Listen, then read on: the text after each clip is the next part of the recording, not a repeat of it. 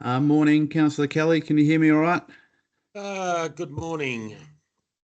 Good morning, Council.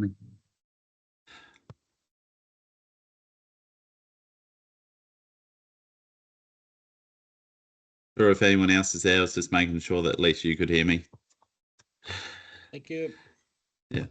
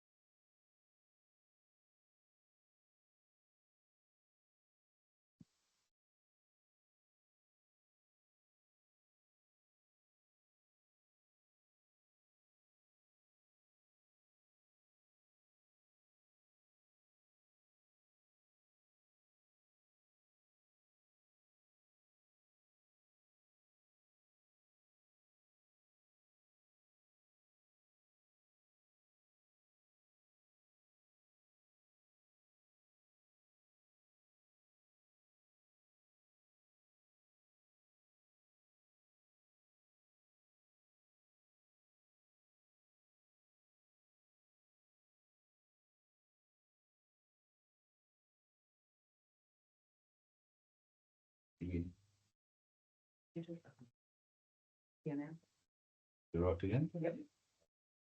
Okay, good morning, everyone. Welcome to council meeting Tuesday, 23rd September 2025.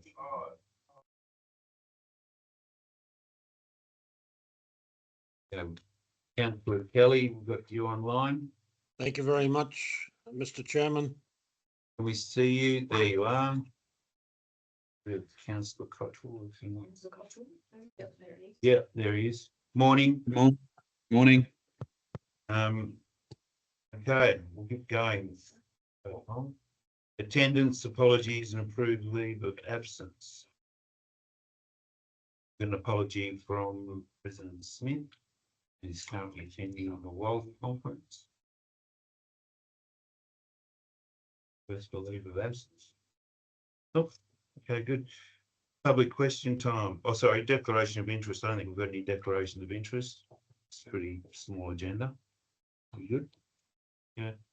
Public question time. Mr. Gooch.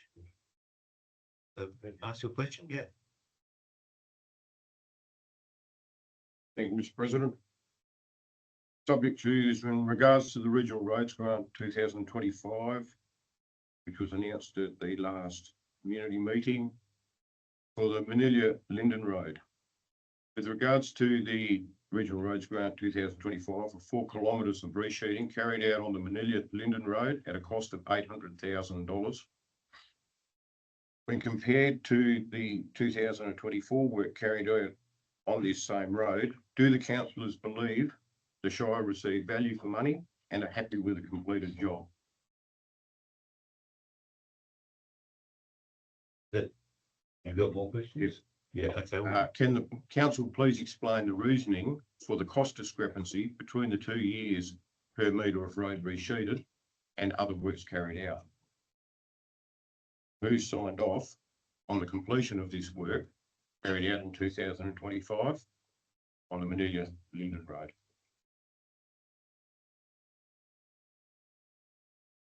Yeah, which wouldn't do that. CEO. Unfortunately, our Director of Infrastructure isn't here today, but so I'll take some of these on notice and get you a written response. They'll also be published in the next council meeting. And what I can give you a quick update on is we have been using Greenfields Engineering, who is a long-term contractor of the Shire of Naarden, Upper Gascoyne, Shark Bay and Exmouth. Who has, in the interim of us not having an engineer on board, signed off on the works and has been managing the works. He manages all of our remote works. What I know is that I'm not sure that the full 800,000 was for the 1 year program. I know that it's a good work that we use. The new contractor actually had 2 years of work, so I'll need to double check that the 800 was for the 4 kilometres or whether or not that was the 25 program and the 26, because I know that the works were intended to be carried out together, but because of some of the issues with Quabanalu, we actually stopped and moved and then have come back. So I'll just need to get you a little bit more information and confirm that the 800 was for the full 4 kilometres. I'm not sure that it was. The other thing is that we do know that our road works have gone up by over 20%, but I'll need to, due to just changes in the industry and what's going on, but I'll need to come back to you and some things a little more formally and double check them. Thank you. Thanks, President. Thank you, Mr. Gooch. Okay, there was also questions taken on notice in the previous meeting, but yeah. Yes, so just through the chair. Yep. The questions taken on notice at the last meeting were regarding the Coral Bay MOU, and we're still working with the Department of Transport to ascertain where they're at and some of the issues that were raised around that. So we have been in touch with the Progress Association, who has put forward the questions, and we have advised them that they will be published next meeting once we have more feedback from the Department of Transport.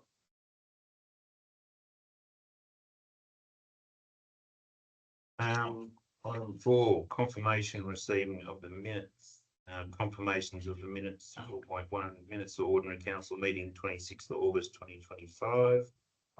4.2 minutes of special council meeting 2nd of September 2025. And we've also got minutes of the Audit and Risk Management Committee. The first two confirmation. Yeah, receiving. All right. So we'll do the first two. Do a mover and a seconder. Councillor Freina. Councillor Dudley Maslow. All those in favour?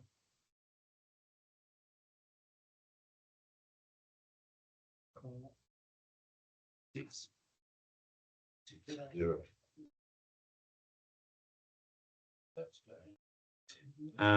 Receiving of the minutes, 4.3 minutes of the Audit and Risk Management Committee, 26th of August 2025. Have a mover, Councillor Freina. Councillor Kelly. All those in favour? 0. Yeah.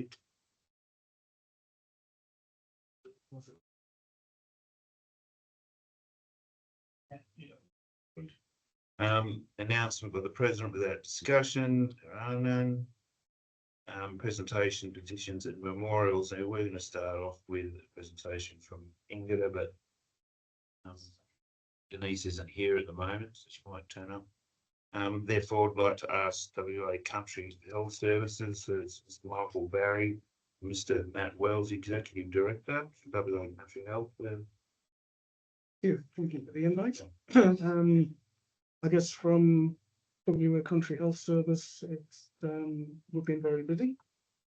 The hospital has been very busy. We've been at capacity recently. PD's been busy and the general ward has been fully occupied. We've got a lot of recruitment underway. There are interviews happening this week and last week and the week before to replace vacant positions and remove agency staff. Hopefully we'll be very close to, if not at, full-time equivalent to be by the end of the year, I would say. And yeah, it's been busy. Is there any questions in particular you'd like to get some further information about, or just want a general overview of what's happening? The purpose of the meeting,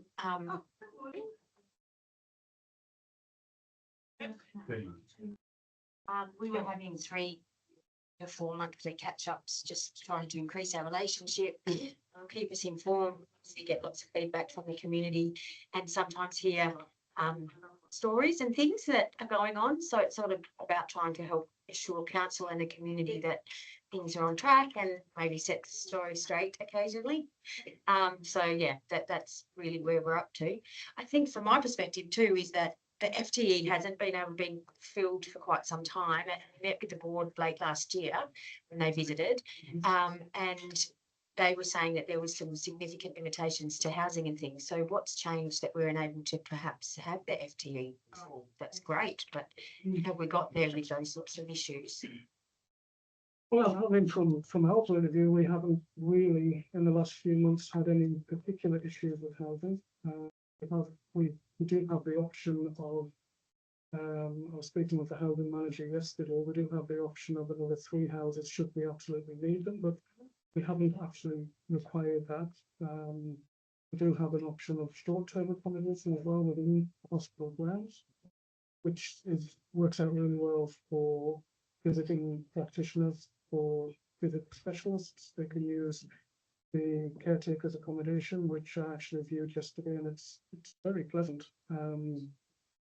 We don't really have an issue with housing at the moment, and if we did, then there are options available to increase the housing should we need to. So I think, yeah, so certainly in terms of stock, it's not probably the prohibitive factor. And I think really, I guess from our perspective, the idea is that it's a continuing work around transitioning local and agency staff, particularly to explore things like whether it's a FIFO model or a drive-in, drive-out model, as well as looking at ways to discussions with yourself, just in regards to how sort of, I guess, how we entice employment to the area really. I think there's always more we can do in that space, but certainly I guess from our perspective we recognise that we're is a large employer, certainly from a regional remote. So I think we'll always have a blended model. Certainly for Carlin, there are a number of our sites across the Midwest where we have that. What we're trying to do is sort of work more to that blend of residential and salaried FIFO as opposed to agency staff. Although saying that, we do have some of our agency team that have been here for a considerable period of time. Obviously, the issues there are there's some financial incentives for those members to stay at agency, but we'll continue that our recruitment. Some options that we can go. Yeah. Is that impacting? I know in other areas it has, that sometimes, our residential staff feel like they're not getting the same as the others. Does that still impact here, or have we been able to offer other incentives? I think what we've got with, I guess, from a discretionary perspective, is to look at things like what we charge in the way of accommodation, for example, to try and help support. And certainly for us, Carnarvon is one of those areas of need. So yeah, we certainly really try and support our local staff in the ways of we sort of charge in the way of accommodation. The other thing that we're really doing is putting through a review on when we do have local agency staff up here, types of accommodation charges we should be applying as well. Just trying to really sort of as much as operationally possible to kind of disincentivize agency staff to stay here long term, and have them transition across to contracted. But they'll always, and I said on top of that is also just our visiting specialist service, as well as the ability to provide, like, so for example, from a maternity perspective, with 2 recent midwives who've started. But we'll always have visiting midwifery service for clinicians as well, just in order to maintain continuity of service. So the junior midwifery staff there full-time, Full-time. residential? Okay, and what does that do to our service to increase it? So it's in regards to an antenatal, postnatal service, it really will really stabilise that. Better word. So in regards to, we talk about maternity as opposed to birthing services. So the birthing component is something we're really working at. That requires for us to turn our birthing service back on here. It's also around our nutrition and aesthetic component, because essentially birthing requires for us to have a 24/7 capacity. So it's the medical component, even from a driving driver, flying, it's really quite, that's the challenge for us at the moment. So, What's being done to still work on that? I mean, is there incentive to work on it, or? yeah, no, definitely. So we've got, it's pretty much all since I've been in the region, we've had a term multi-dis sort of project working group trying to explore that. So looking at models that are supported through Geraldton Health Camps as well as through King Eddie. Because the number of births, to be frank, the number of births here per year, I mean, the remaining credentialed from a birthing perspective is difficult if you're just to solely practice from here. So we need to do a blend, so that working midwives and. Can you get based, Matt, on what we're getting now, or is that based on what we would have? Because I know that GDC did some work as well around our numbers, and the numbers that we see reported from government are less than what actually. But lots of people now leave even or aren't actually here because of the birthing, and we've even lost staff ourselves from that perspective. So we know it's true to be. So yeah, the numbers that are reported that we miss out on, the people that go away, but then equally people aren't coming here or aren't staying to be in the mix. Can I jump? People are not planning to have their children in Carnarvon because they can't.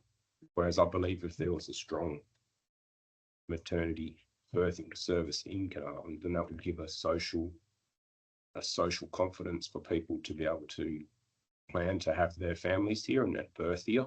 And I think you would, it's just, you know, I think the numbers you're seeing now are skewed by that lack of confidence for families to birth here. So if there was a strong birthing team in Carnarvon, then I could only suggest and hope that you would see the numbers. Yeah, certainly I agree. So yeah, Exponentially rather than just a flat line. So I guess our the traditional experience is that you've got sort of within the Gascoyne. So we're talking about this Gascoyne specific as opposed to Carnarvon specific. So there were certainly communities that would traditionally not birth here. Exmouth, for example, is one of those areas that wouldn't necessarily come to Carnarvon to birth. They would prefer to birth either in Karratha or down in Perth. So we've really sort of based our numbers on, I guess, what we're seeing through antenatal, postnatal clinics, as well as those areas that always would traditionally come, postcodes that would traditionally come here. I don't want to conflate the issue of families that want to live in Carnarvon as opposed to birth in Carnarvon, but certainly our numbers from that perspective, because remember, Carnarvon previously, there was always a percentage of births, I guess high risk births or assessed as higher risk births that would always birth in Perth. So it was always level 1, level 2 birthing services is what we provided here, and that's the aim to get back to. I'm more than happy to look at the Development Commission's numbers, but our projections and our numbers here seem to be relatively stable per year, based on once you take away what we're seeing in Perth, that would fit that level 3 category as opposed to the ones that do. But I think it's part of what we want to do is really have that community discussion around birthing services in particular. And I think it would be good to try and tease out some of the points you're raising. the challenges you mentioned previously, are they budget constraints or are they personnel constraints or a combination of the two? I think part of it's clinical safety. Like I said, part of that to ensure that you've got credentialing and maintaining currency of practice, certainly for if you're an obstetrician or a GP obstetrician. as well as from a midwifery perspective, you need to have a certain number of births per year to maintain your registration, maintain your proficiency. So some of it's around that particular. And I think it's just trying to find the model that works best for us to go to a birthing service here or go back to a birthing service, which is what we want. It's a 24/7 presence, so we need to be able to provide that and that surgical, that theatre presence in particular. So it's not just being able to provide birthing, but it's being able to take people into theatre at a minute's notice. For example, we had a birth in Meekatharra last night. That was completely unannounced, you know, and we don't provide, you know, it's not a birthing service, but so it's being able to manage those sort of emergency presentations as well. So I guess whatever we work up in terms of a business model, it's well and truly accepted, and it's a priority to bring birthing services back here. It's just part of the issue to come to terms with is what will be the best personnel model. Yeah. Thanks. I just that there is a big living here and being on the receiving end of not being able to birth here, and many friends as well. There's a large social disadvantage of not being able to do it. So being uprooted from your home and your family and your support network, and if you're self-employed, then I've got a friend in Perth at the moment. He's self-employed auto electrician and high risk birth, so that's probably not a perfect example, but he is probably at least 2 months that he's not going to be able to work. So and that's the problem, high risk births in particular. All the obstetric services will want you down early, as opposed to, you know, usually that 37, 38 week, they'll want you down at least 1 to 2 months prior. So that capacity to be able to birth on country or birth close to home is always, you know, that's an issue. It's a priority for us. So whether we try and phase it and try and bring births back for Carnarvon initially back to Geraldton or as opposed to Perth. But Geraldton will certainly be, you know, what we could offer there from a level 3 perspective is always going to be quite restricted as well. So, but that's part of what we need to try and do. But I mean, certainly my goal would be to bring back 1s and 2s here. It's just working through logistically once we turn that on, how do we make sure that we can maintain that service with a 24/7 profile? I would be talking out by saying that from a Shire perspective, we would strongly support having that type of birthing available in Carnarvon. If there's anything we can do to try and facilitate that, whether it's some advocacy or infrastructure type like housing, but if you said it's not an issue, then just please let us know. Yeah, look, I think it is a really good partnership piece between, and like I said, I think part of this will be, you know, a discussion with yourselves around, certainly from a community consultation perspective, just, you know, how do we, you know, work together in terms of, you know, getting that good consultation from the community in terms of listening to what they want, when they want, how they want it. And I'm certainly, you know, I'll be aware of the types of, I guess, positions that you're presenting is what we hear on a regular basis. But I think, yeah, as we move through as to how does this look and feel, if the hurdles that we come across would be good to be able to come back to this, come back to yourselves and talk through. There's our top advocacy with every minister that comes through. We've got a joint commitment with GDC, the fact that, you know, for the Gascoyne generally, this is one of our highest levels of us being able to entice people back. And as I said, we've been on that end of that 3 or 4 times this year. And we have 2 staff ourselves right now that are about to birth in the next 10 weeks or so. And so we're losing them early and those sorts of things. And I mean, it's interesting because it's a really good thing about the priority being about being, you know, because everyone, you know, when we send people have to go to Perth, for example, they birth away from, you know, it's certainly very much around, we reimburse the costs. But that's obviously not the priority. So it's very much around being close to home, being able to, you know, be, you know, near community and social supports in particular. So there's certainly, you know, we certainly feel the community as well as the political around bringing that. Like I said, it's just being able to do it in a way that's safe, secure, and sustainable is for us. But once we turn it on, I don't want to go back to a point where we have to, you know, because of workforce, we can't maintain it, which is what happened. I think it's you know, we underestimate, well, the world does a little bit, the fact that Carnarvon, for many people, they have an extended family system here, and not everyone does in Perth. So it's assumed that, oh, right, there's people that you have in Perth. Well, you know, some of the established families in this town is where everybody's at. They don't have that. either. So, it's being mindful of those sorts of things. And again, it's linked to farming or whatever that on country, etc. That is really important. No, definitely. And obviously appreciating that the catchment around, it isn't just Shire specific. Like I said, it's about one of the gas 20, which is really what we want from Carnarvon Hospital to be that regional hub or district hub. So, yeah, I appreciate that. And from the community involvement perspective, then we're also trying to source areas and the ability to run some community cafes with local residents to get their perspective as to exactly what they want and how they want it. And I've been to a few local community meetings since I got here, and certainly it's expressed a lot of interest. I think there's certainly a piece there in regards to how we, look at more information about it. It'd be great to be able to talk to you about how we get a really good. I guess it's a really good opportunity from a community perspective that are really engaged and wanting to talk about birthing and maternity services. That'd be something we get back the mark. And I think we're going back a little bit, and it was raised recently at the RFDS town meeting around sort of, the reduction of services generally in the town at the hospital, and how, nearly everything's transferred out now, sort of like, an ambulance service. And we're not in that gold now. We're in the 2 or the 3 or the 5 if they're coming in and being scooped up from other places.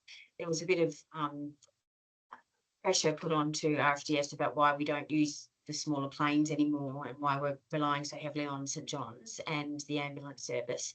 And so they were going to come back to the community and talk more about that. But it just seems that if we do get theatre back up and running a little bit, that, there has been in the time generalists who could do a Caesar, emergency Caesar, as well as, other things. How do we get back to that and be the regional hospital that we were a number of years ago?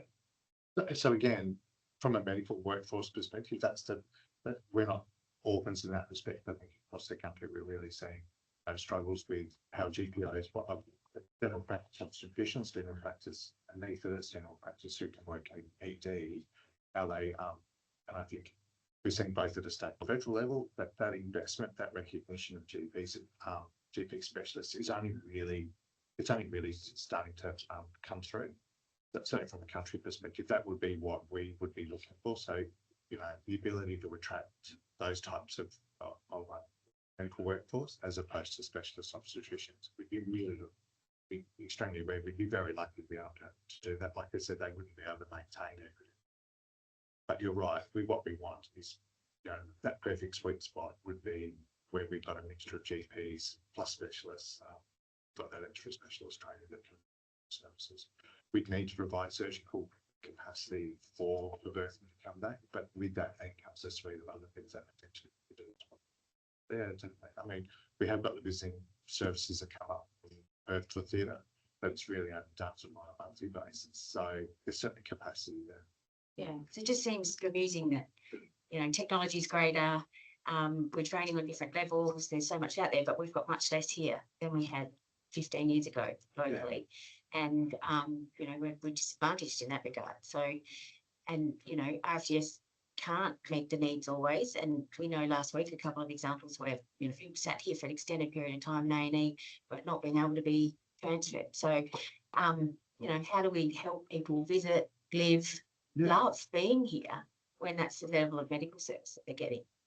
Health service. You talk about visiting specialists. So they get on there, have a reliable air service. And they get in a day late or maybe 6 hours, like wherever they get in, it might be 45 minutes from the ground, and turn around and go back again. It's just a nice event. It's a waste of their day, a waste of their time. And for people who travel from Exmouth that do come down here for specialists, not specifically for birthing, turn around and go back again. So there's got to be I believe there's not just for the service, but a business case there to answer, to equip that hospital with maternity and an anaesthetist, which you said a whole suite of things come with that surgery sort. We're not flying people out because they've just got a dog bite and can't deal with it. You know what I mean? it's a saving to business gas, but also has huge amounts of deliverability of the Gascoyne region as a whole. But yeah, we're on the same page. No. The challenge is always going to be, like I said, we're not orphans in this regard. It's just how do you work with it? So like it's becoming more and more urbanized. So it's really about how do we provide that service. And I think a lot of the work that we're doing now in regards to rural training pathways is helping sort of address some of that. So rural training, carpentry training, rural physician training. They're starting to realise more, certainly from the WA perspective, that that's the way that not only entice, but that you keep clinicians with nursing's how to pull on, but certain specific specialist medical work trainers is really only just starting to scratch the surface. We can yield really great results, but it requires time to set that up. That's what you want. Your perfect blend would be having residential specialist services.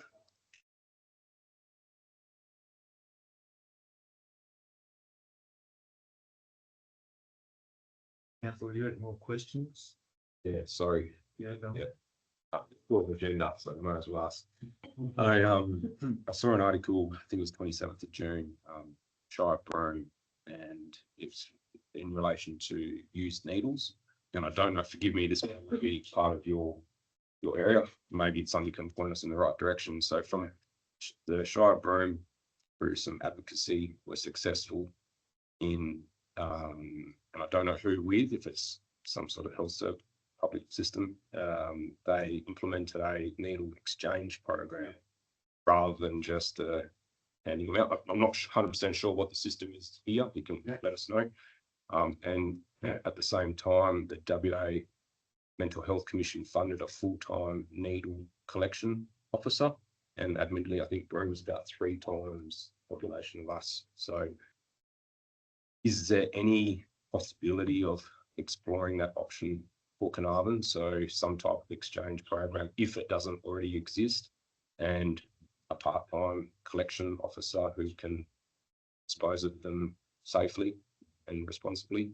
Okay. I'll probably let Michael talk about what you've currently got here at the moment. I'll just clarify a couple of points. So the needle exchange, syringe exchange program, as opposed to what you call access to needles. So that particular person who was employed through the Fitness Combination Mental Health Commission through the action plan isn't a collection officer. He doesn't go out and collect the used needles, but it's very much around managing the program.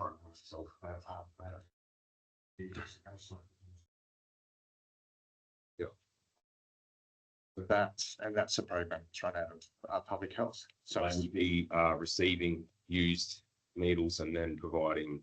the Broome's issue was that they were finding them in public spaces. So Yeah, which is same here. I think it's a widespread problem. I think over the weekend at Karratha, there are places within the Pilbara that are also they're just being discarded in public spaces. So they were, I guess the link was between where the needles were being given out.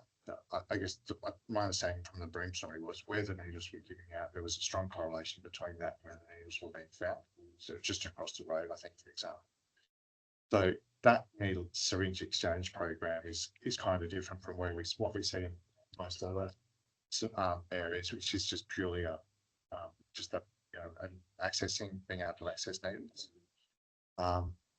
That's certainly something we can take back. That's run through. That's a state health program.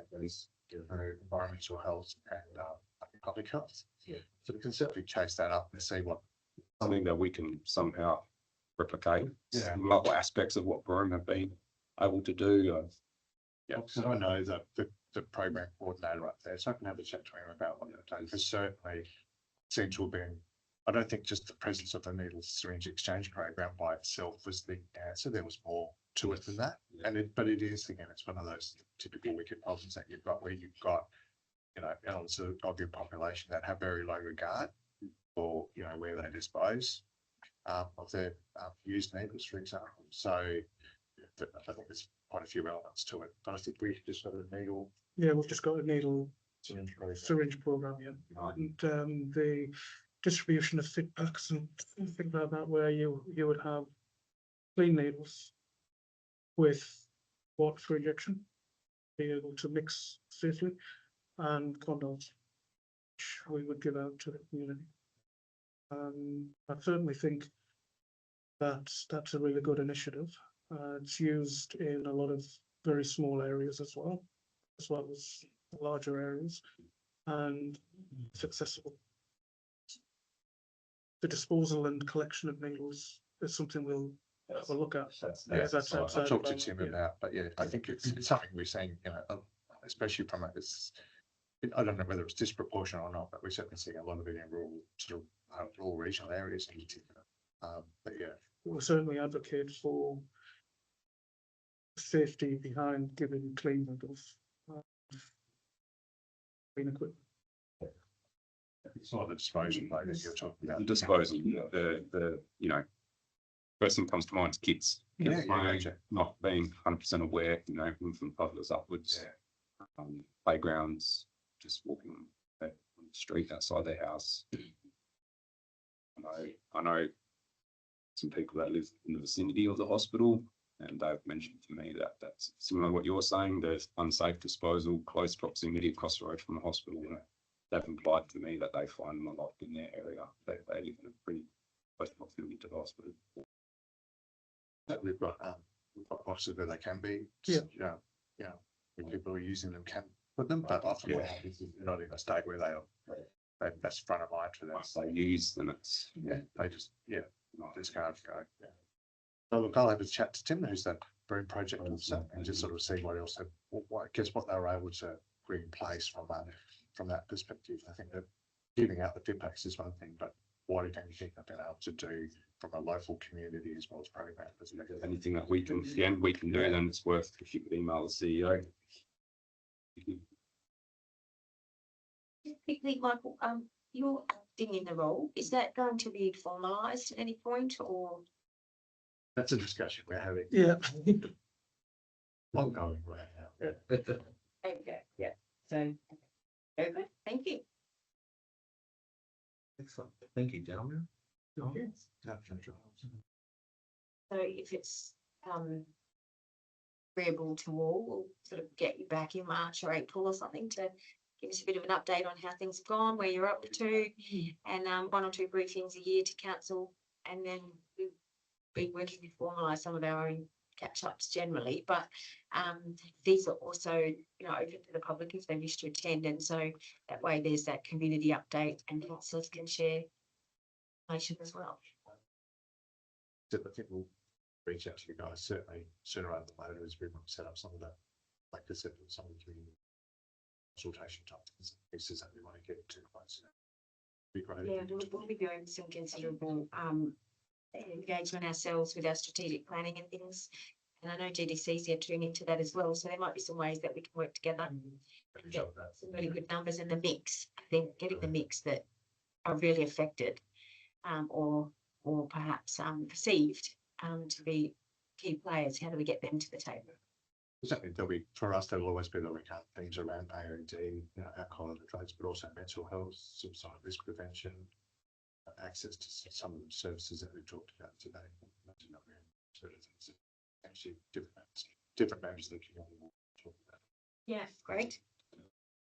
And from involved, Yeah, that was good. really good statistics, really good figures. I'm not sure whether you're aware of it, but you probably are. But yeah, sure. It was a very factual, unbiased approach, but there's stats spoke. Yeah, facts. Yeah, I think and we'll bring some of that stuff. Okay.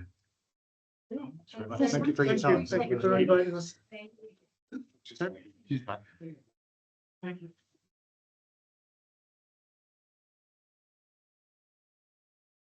Right. Yes. Denise, would you like to come up to the table?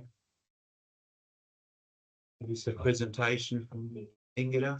I think so. I say I gave yesterday and gave it to the ladies. Okay. Danny, you sorted that?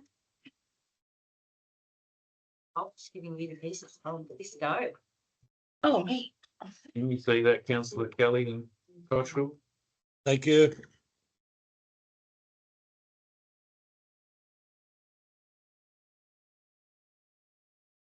Morning, everyone, and thank you for the invitation. My name is Denise Potterill. I'm one of the traditional owners as well as the director and business manager for Inglewood Aboriginal Corporation. My side person, Tracy, is unavailable today. She's already headed out to Gascoyne Junction. We're doing interviews for our new rangers out there, so she's not available today. So it's just me. Bit nervous, but anyway, I'll get through it. So, Inglewood Aboriginal Corporation is developed through our determination from 2019. So we have been doing a lot of backlog work in terms of our on-country land management.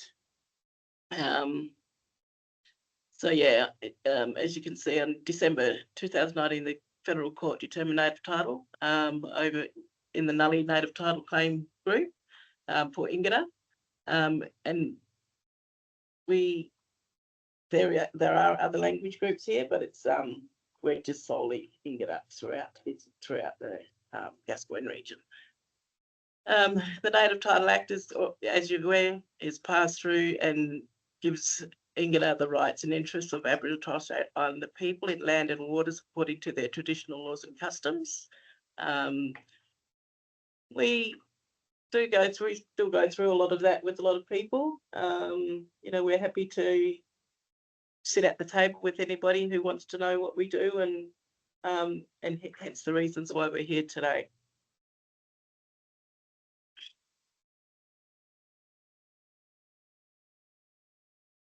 Okay.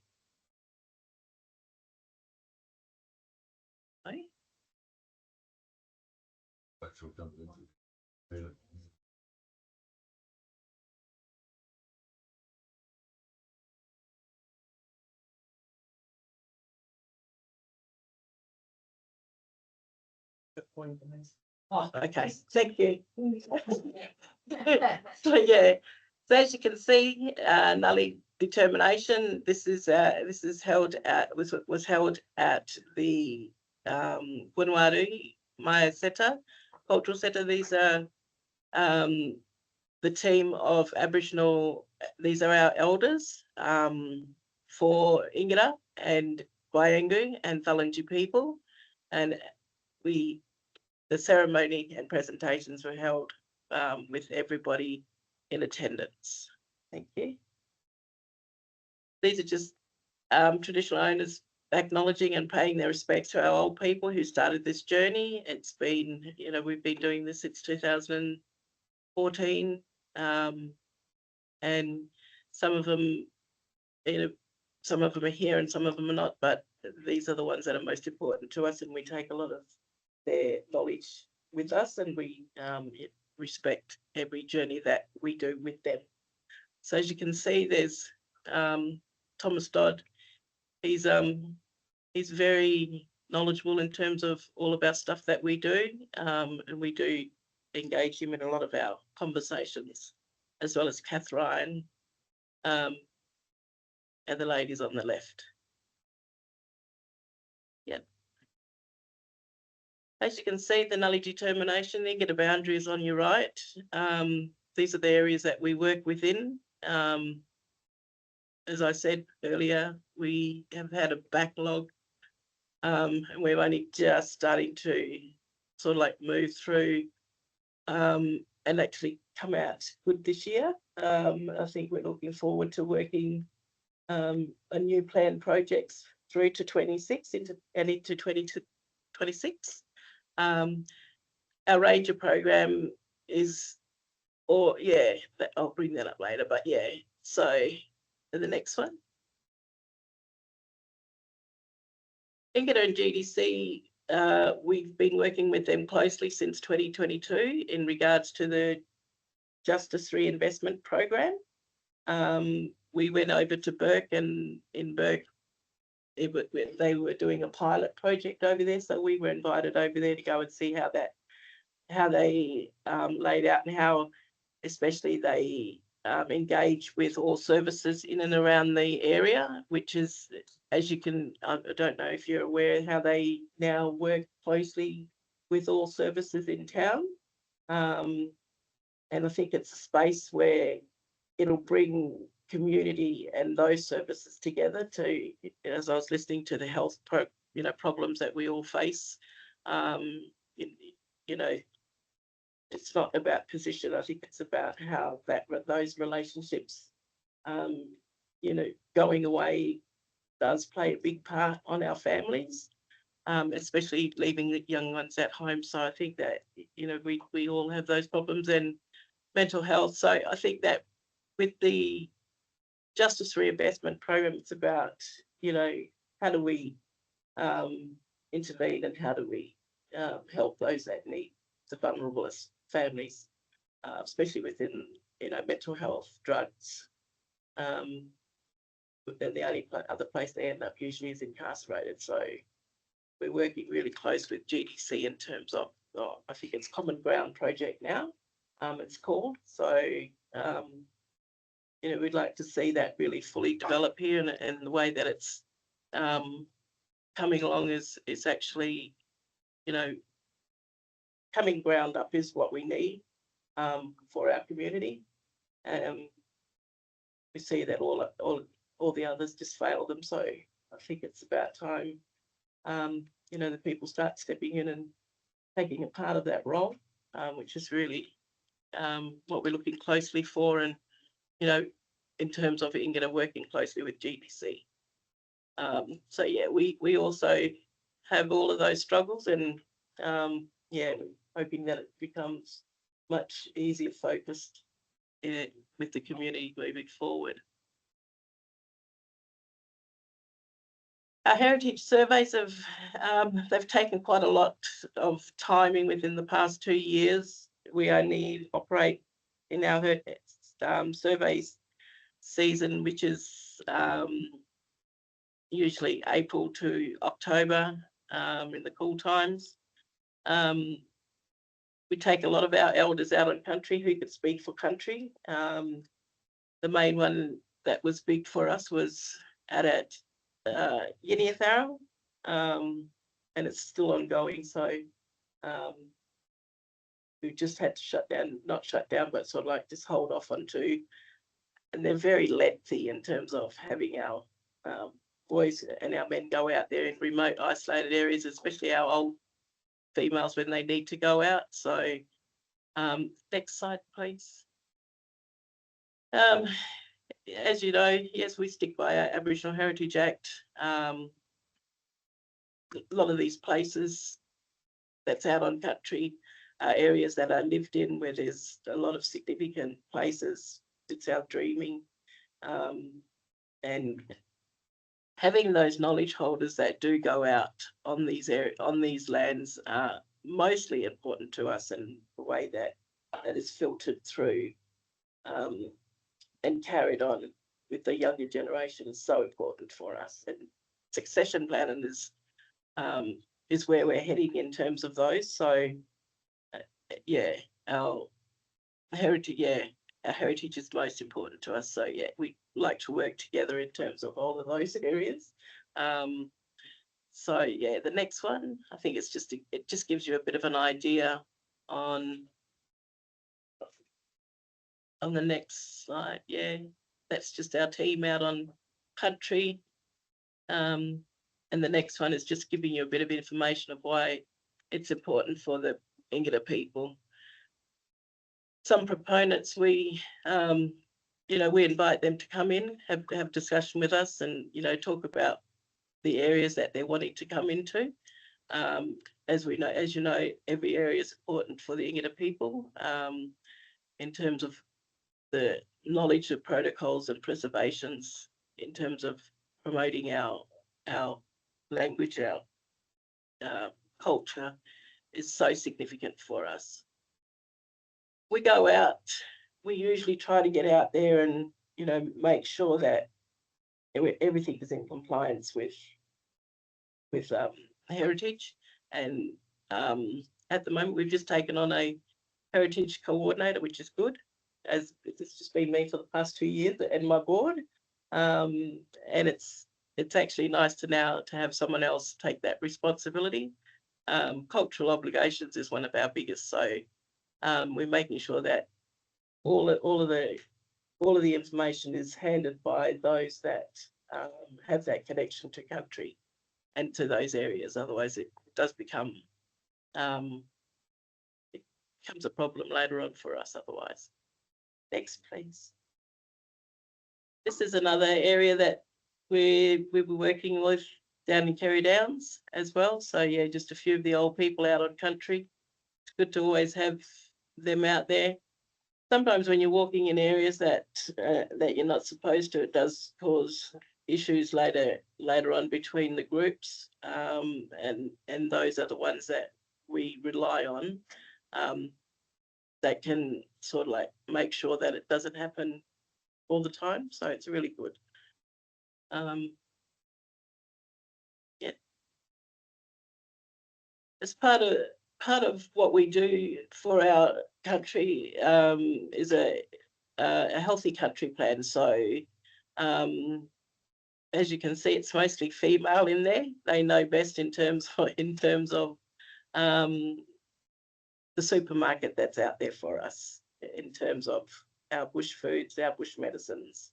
And I tell you, they did a tremendous job. We've just completed it. It's been a 12-month program where they've been out on country talking about significant areas, providing those extra tools for us in terms of where it's probably most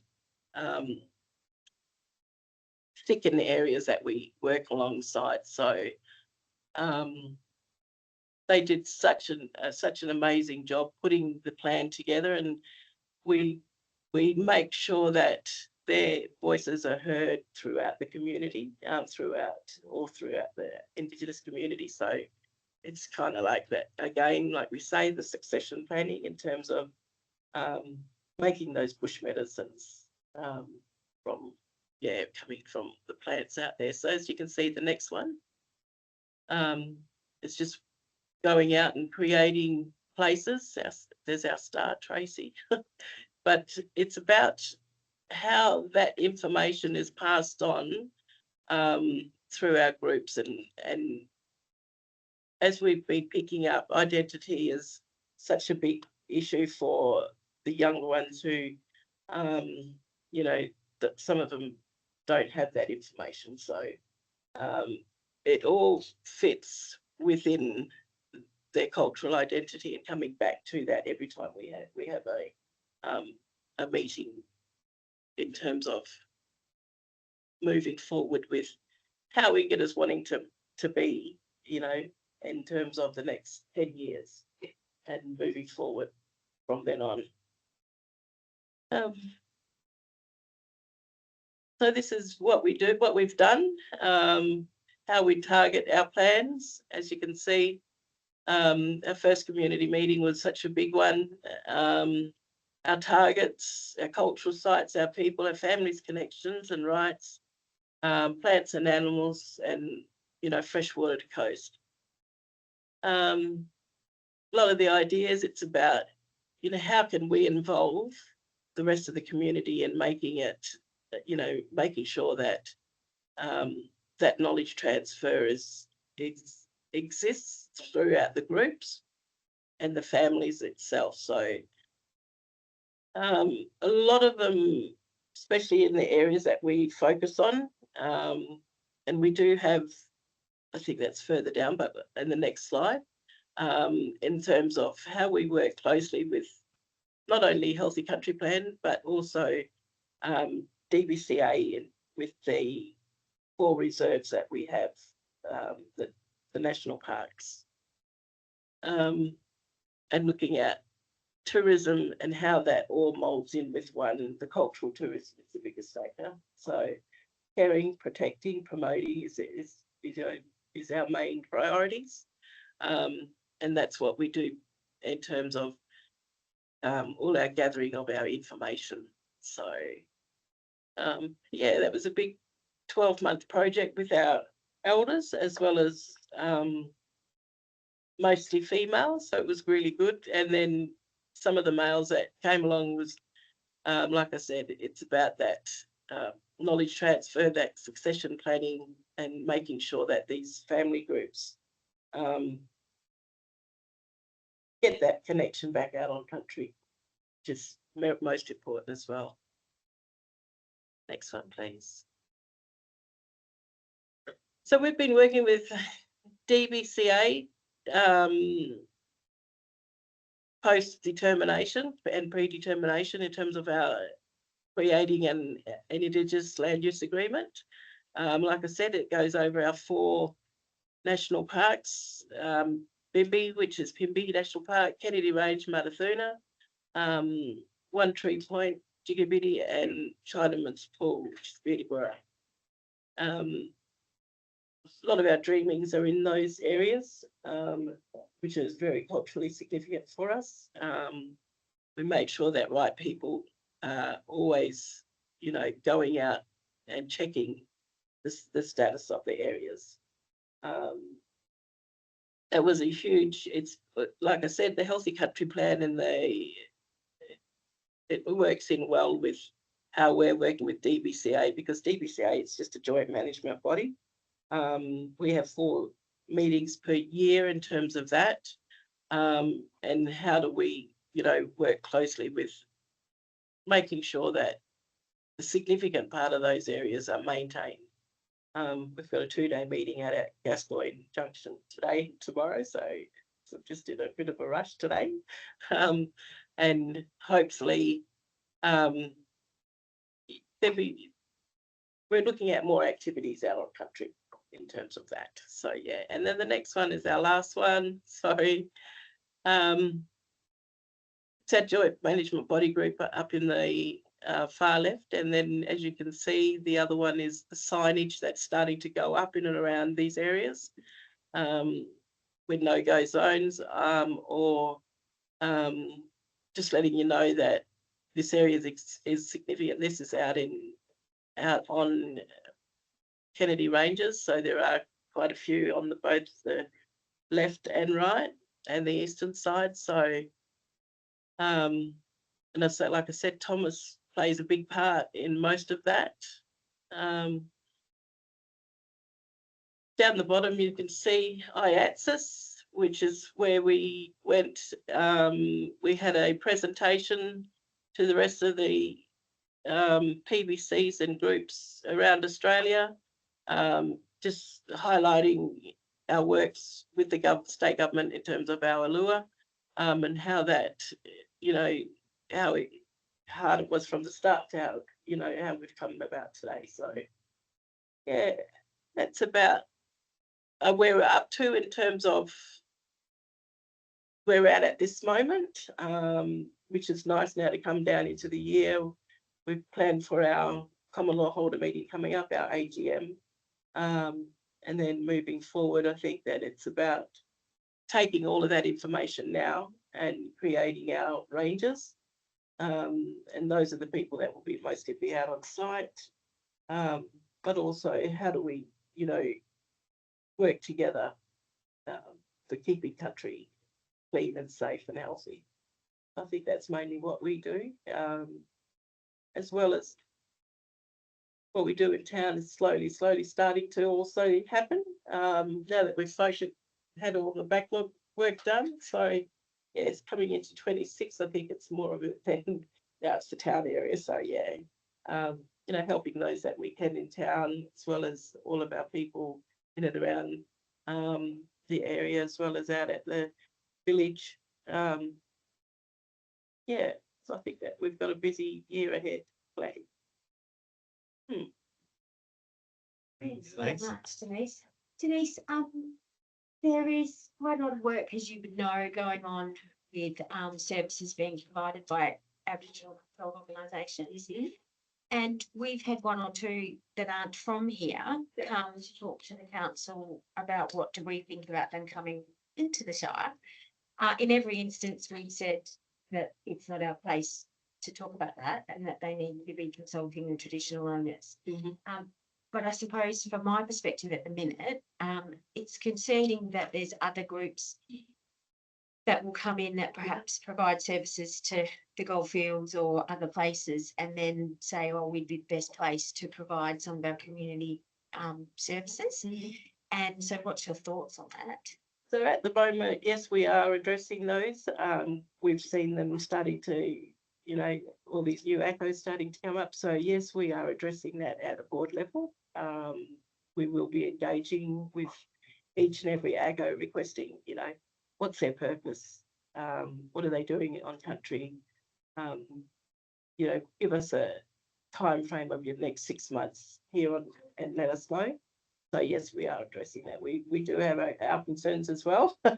So you know, and look, that's where we always go back to that identity issue problem. So you know, it is Ingada country, and that's what we first and foremost let them know. So yes, we are addressing that in terms of how do we deal with that moving forward. And as you know, we're setting up to catch up more regularly operationally. And so that would be a big one for me is how we tread with you in that regard. And I know recently we had an application for a grant and they had provided support letters from other Aboriginal groups outside of this area. And so obviously the grant didn't get up. And, you know, going forward, we want to talk to you about the protocol of dealing with that. Because as far as we're concerned, anything needs to either have Bayanga or Ingada support in order for us to then support, to make sure that we're working together in partnership. And look, we hear that, and you know, we're much appreciated for that because yes, they don't come to us. You know, we tell them, we let everybody know this is PPC, this is the registered native title body corporate here, and Ingada needs to, you know, even with the gun laws, you have a lot of them coming to us, you know, because they live here and they're not from here, and we just say, well, we can't help you, we can't assist. So it's the same guidelines. So yeah, no, we're looking forward to you know, keeping those meetings happening, because yeah, it's best for both of us that we do that. And how do we, you know, perhaps even support each other to help Ingada get there more, you know, in being able to deliver some of those services or even some of the services we've picked up over the years that we could partnership and help you know, them become Aboriginal controlled organisations as well, opportunities. So, you know, most definitely that's really look forward to going.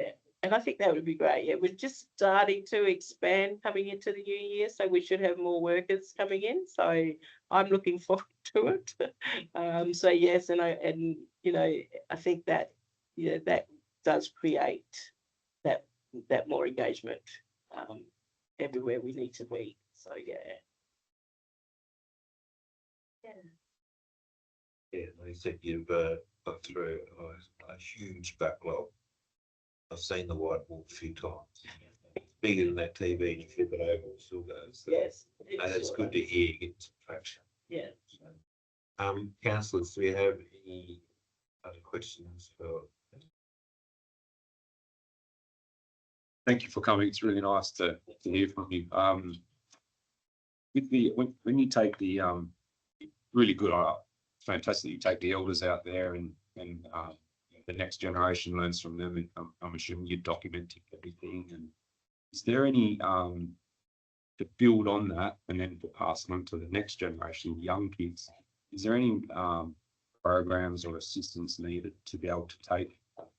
And I don't even know if it's your role to do it, to take the young kids, you know, so like 8 years old sort of plus, and take them out to country and pass that knowledge on to them and so they absorb all those learnings and those places and bush medicines. Is there any programs like that happening now? Is it something you want to do? Are there any barricades, like maybe getting permission from families to be able to take those kids out there? Really, it's within our joint management body group. So we do have funds that's available for family groups to come out on country. And if we want to design a program, we sort of like, you know, there's a bucket that sits there for them. I think the only issue would be transport. So a lot of them wait until that there is a program to return to country. So that does sit there. And I think that working closely with the Justice Reinvestment Program, we know that that's a highlight that we're working, you know, we want to sort of like prioritize. Yeah, yeah. And then also, I think we've been invited into the schools to also start discussing that. One of our things that we'd like to see happen is a junior bushranger program so that it does come into the schools and takes, you know, we want a shared knowledge. It is a shared country. So I think that that is a priority for us this year and moving into the new year. So yeah. So you've got, obviously you've got places to stay. It's just more getting, how do you get people there and back? Yeah, that's our biggest. So we usually try to use the bus from Real Futures. Yeah, so that's always the, yeah. It's not always ideal, like, No. you know, No, yeah, and other than that, you know, we support with fuel and things like that to get out and you know, food and everything like that. So we do have a camping equipment. One of the other things working in our JMB is that we're slowly developing Mooka Station, the old Mooka Station. So that would be developed into sort of like a cultural camp activity / tourism venture. Yeah, so that families can then, you know, start taking people out. Yeah, but The base is there, it just needs to be built on now. yeah, yeah, and that's the backlog that we've been working on for the past 2-3 years. So yeah, it's nice to sort of like get that. So the house has been renovated and rebuilt, and so yeah, it's about now seeing how that goes into the future. Right. Yeah. Okay. Any further questions? Thank you, Denise. Thank you, Denise. That's no problem. And We look forward to getting you back again next year to council. To again, just keep those communication lines with council open as well. And, you know, I'll see you in a week or so. yes, no, I think that's next week. Yeah. So look, and we're always there. If you know, you need anything from us, any information, we're contactable. And we've got a big sign now at the front of our building where we sit down at 434 Robinson Street. So yeah, drop in if you can. No worries. Thanks for Thank you. that. Thank you.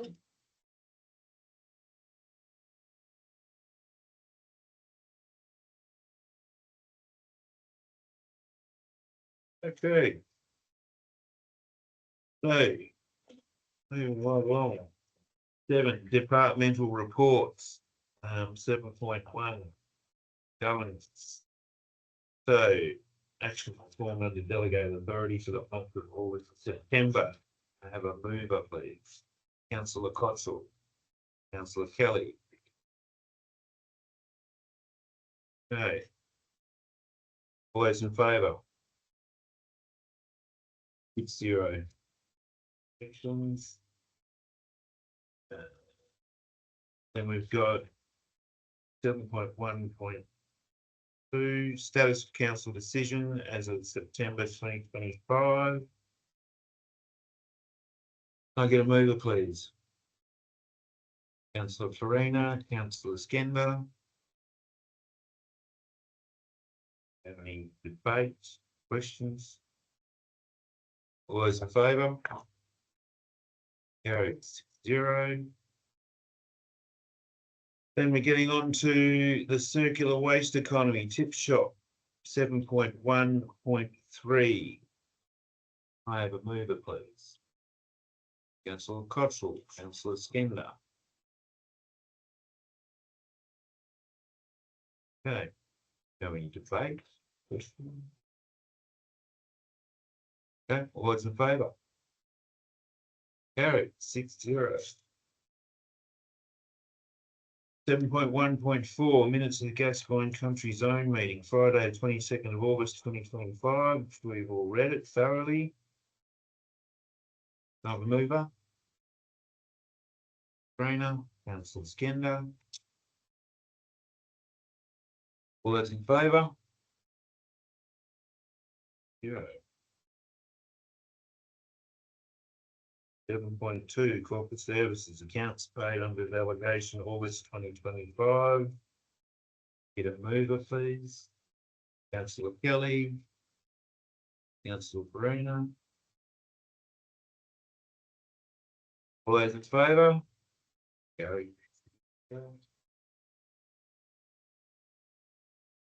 7.2.2 monthly financial report, August 2025. Councillor Kelly. Moving it. Have a second now. Councillor Skender. All those in favour? Carried 6-0. All right. Right, so then we're on to applications for leave of absence. Don't have any of those. Motions of which previous notice has been given. It's none of those either. Do you have any questions from any of the members, councillors? Good. Urgent business approved by the president, member by decision of council. No, there's none, but I'd just like to add that this is our last official meeting until after the election, like government election. I'd like to acknowledge Councillor Cottrell. It's your last meeting with us all. I want to say it's been great working with you over the last 4 years. Wish you all the best for the future. You decided not to run, and we have another unopposed, well, get to be sworn in councillor, Mark Young. But just wanted to acknowledge your time here. I wanted to wish everyone here who's decided to run again all the very best for the upcoming election. Hope to see you back around the table in early October, end of October will be. And also Councillor Bandler, who's bowed out earlier in the piece, but thank him also for his service over his time on council.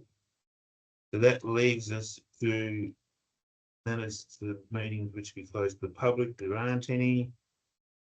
Now, the date of the next meeting, we know one down. Yes, so we are continuing with the date, which is the 28th of October.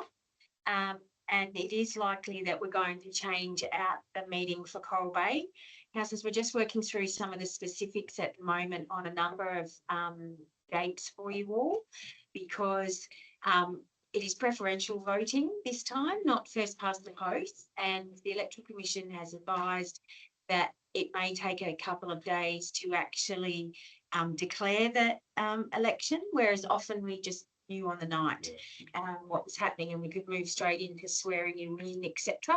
So, and because we actually only have 3 councillors remaining that aren't going up for election, we don't have a quorum. So we need to swear everybody in and get that sorted. So we will be putting out some timelines and sending some information to all candidates so that they'll be aware of what will be required of you all in order to progress the council as quickly as possible. Just a matter of interest, Madam CEO, with the election, not that I'm fairly concerned with it, but I see an anomaly where it's either one or the other. It's either first past the post or preferential. But I understand you only have to put one on the card to make it valid. I don't know how that works, because you go 1, 2, 3 and you distribute it across, you have the feeling of the electorate. But you just said, I just vote one, you know, vote for Mark, but further it is one, and everyone just puts one on their card. The other one goes through and do 1, 2, 3, 4. Someone with theoretically with a whole lot of 3s with the 3 positions, but not the person who's got all the 1. It is, I mean, I know it's not to do with the Shire, but I think it's worth raising that it's just another example of the absolute out of touchness of the Western Australian Electoral Commission. Because we've had the trouble with family elections and everything else. And I just think that somebody wants to wake up. It's just another government department that's totally lost the plot. Thank you, Madam. No problem. Councillor It's Maslin, good. and it is concerning because it will be very very intriguing. concerning. And it's very concerning when you have small numbers too. Absolutely. Very small. So this is something that we do need to watch, and I think this is why if anybody's wondering and does wonder why aren't we going to be swearing in straight after the election or anything, please just recognise that we need to wait until the Electoral Commission declares our election finalised and declares who is elected. And then we can move into all of the formality. So we need to wait for that, and we have been advised that just, you know, they may need time. We have a new returning officer locally as well, so to be kind to Paige, which great if you're developing knowledge and experience for the future. So her putting her hand up is a wonderful thing, but we just all need to recognise that we may not know the result on the night. And then you got to have swearing in, and then you went to have your council briefing up, 72 hours before you have the meeting, so. So, and again, like next election, unless we have resignations, we would actually still have a quorum, which is a different circumstance again, whereas at the minute we don't have a quorum once we've had the election. So briefings and everything, you've got all October off to get out there and campaign.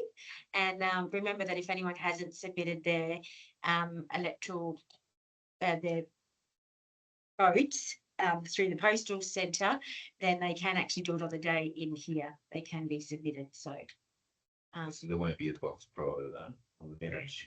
yes, there is now. There is, so they can bring it into the Shire. They can bring it into the Shire or they can post it, and they can bring it in on the day. Could be interfering if councillors or whoever, when they're asked a question, suggest to the elector that they fill in the card. You can even put out a how to vote card for yourself, as long as you do it in the right way under the Electoral Commission, but you can most definitely be talking to the elector. And we've been giving advice that the best way forward is to fill in every box. That's what I'm just somehow get the message out there, because it is pretty serious. Mm. Yeah, It's their very investigation is pretty serious. And I'm not saying that it's again, but don't worry, been there, done that.